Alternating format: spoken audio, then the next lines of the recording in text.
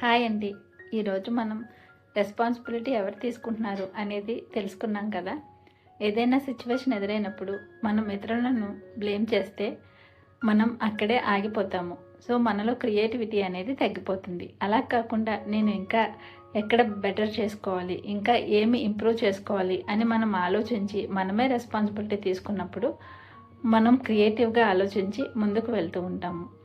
చాలాసార్లు నాకు టైం లేదనో, నాకు ఫ్యామిలీ సపోర్ట్ లేదనో, నేను ఎక్కువ చదువుకోలేదనో, ఈ విధంగా బయట అంశాలపై మనం బ్లేమ్ చేస్తూ ఆ విషయాన్ని అక్కడితో వదిలేస్తూ ఉంటాము.